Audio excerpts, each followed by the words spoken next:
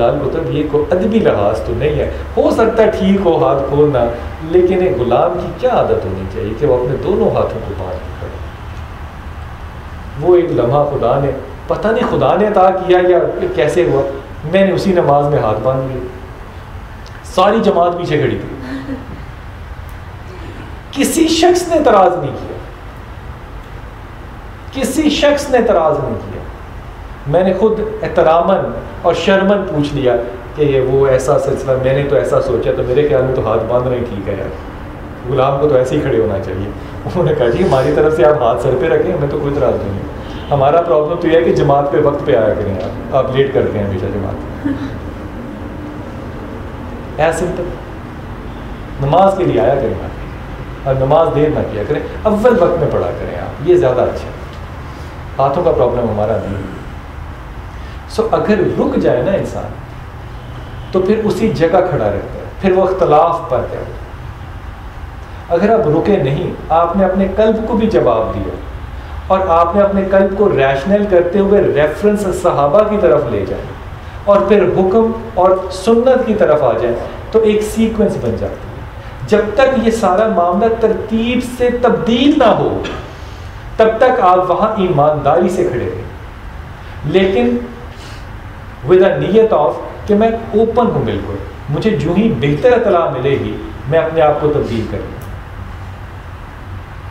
سو مسلک بھی برابر ٹھیک ہو گئے، فرقے بھی ٹھیک ہیں، کوئی اختلاف نہیں ہے. اگر آپ کا کوئی مانیٹری اس میں بینیفٹ نہیں ہے تو، جو کہ امپاسبل ہے کہ آج میں نہ ہو. جتنی بڑی مافیا ہمارے الحمدللہ علماء کی کرپٹ ہے، میرے خیال میں شاید ہمارے سیاستدان بھی اتنے کرپٹ نہیں. اگر یہ کرپٹ نہ ہوتے تو آج وہاں بھی کچھ ٹھیک لوگ بیٹھے ہوتے. اللہ معاف کرے، بہت سے اچھے لوگ ہیں، میں یہ نہیں کہتا بہت سے اچھے لوگ ہیں، لیکن مجھے بہت سے اچھے سیاستدان بھی ہیں. مجموعی طور پہ on average there is a total mafia which only reflects because of their benefits. بس سو یہ ڈیفائن کرنا کہ کون سا پیر حق ہے اور کون سا پیر حق نہیں ہے.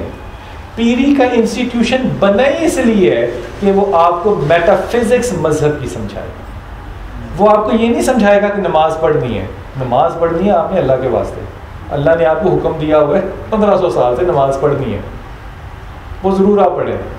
یہ انسٹیٹیوشن ہے آپ کو اس عقل سے اور شعور سے آگے کی ایک بات سمجھانے کے لیے کہ یہ میٹافر نہیں ہے، یہ فلسفی بھی ہے، یہ میٹا فزکس بھی ہے. اس میں کمیونیکیشن کے کچھ اور پیٹرنز بھی ہیں. مثال کے طور پہ اگر ویسٹ نے یہ کہا کہ جو انٹیوشن ہے وہ ایک ایلیٹ انٹیلیجنشیا ہے، تو یہ انسٹیٹیوشن آپ کو یہ سمجھاتا ہے کہ انٹیوشن آپ کا انٹرنل گروتھ آف انٹلیکٹ ہے، الہام کا انٹرنل سے کوئی تعلق نہیں ہے، یہ ایکسٹرنل فیکلٹی ہے.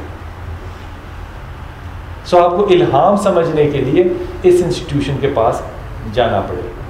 اب اگر یہ انسٹیٹیوشن الہام کی تعلیم تربیت دے سکتا ہے تو بہتر ہے، اگر نہیں دے سکتا تو پھر آپ کو سوچنا پڑے گا. اس لیے یہ جو مشائخ کے، میں مشائخ کا لفظ استعمال کر رہا ہوں، یہ مشائخ کا لفظ بھی بڑا کرپٹ ہو چکا ہے. جتنے انسٹیٹیوشن درگاہیں یہ بنی ہوئی ہیں جو لیونگ ہیں، ان کے مدارس ہیں، ان کے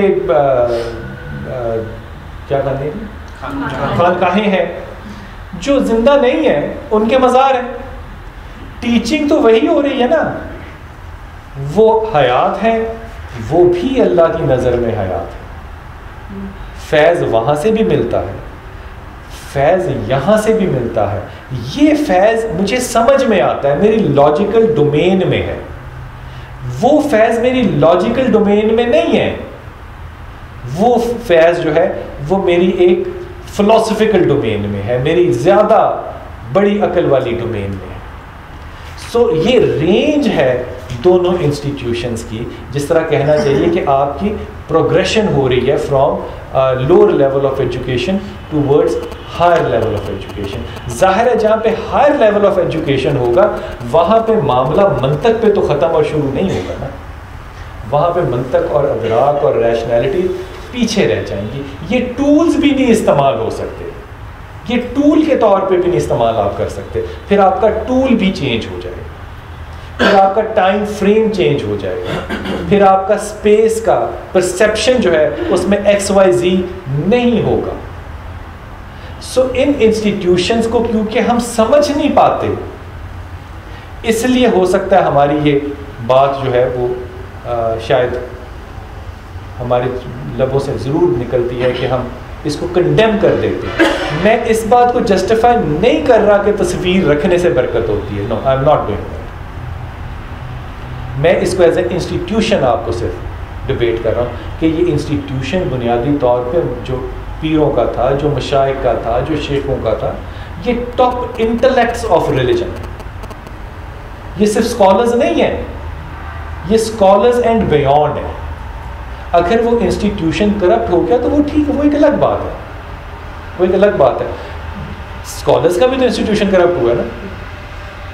سو وہ ایک پیرلل الگ ہے, لیکن ہم اس کو, اس میٹا فزکس کو ڈینائی نہیں کر سکتے. اگر ہم ڈیفینڈ نہیں کر سکتے تو ڈینائی بھی ہم نہ کریں, لیکن ہم انڈرسٹینڈ کرنے کی کوشش جو ہے اس کو ضرور جاری رکھیں.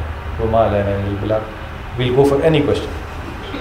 تھوڑا سا ایکسپلین کریں کہ اسلام میں گزاروں کا کیا کانسیپٹ ہے؟ میرا اس تھوڑا سا کانفلکٹ ہے کانسیپٹ سے. میرا کسی ایسی چیز سے کانفلکٹ نہیں ہے جو اللہ, اللہ کے رسول, صحابہ یا ہماری ماؤں کی روایت ہو.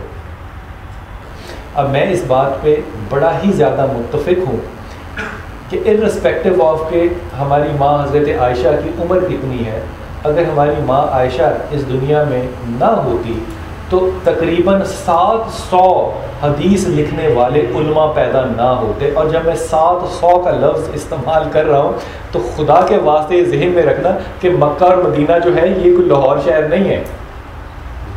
696 پیپل, جس میں ابو ہریرہ جیسے لوگ شامل ہیں, یہ ان کے طالب علم ہیں. میں ان میں عورتوں کا ذکر بھی نہیں کر رہا, یہ مرد ہیں صرف, عورتیں اس کے علاوہ. اب حضرت عائشہ جو ہیں ان کے حجرے میں رسول پاک صلی اللہ علیہ وسلم کو دفن کیا. اب یہ آرگومنٹ کر دینا کہ کیونکہ حجرے میں ہی تھے رسول پاک صلی اللہ علیہ وسلم تو حضرت عائشہ اس لیے قبر کے پاس بیٹھتی ہوں کہ وہ آپ ہی کا حجرہ تھا.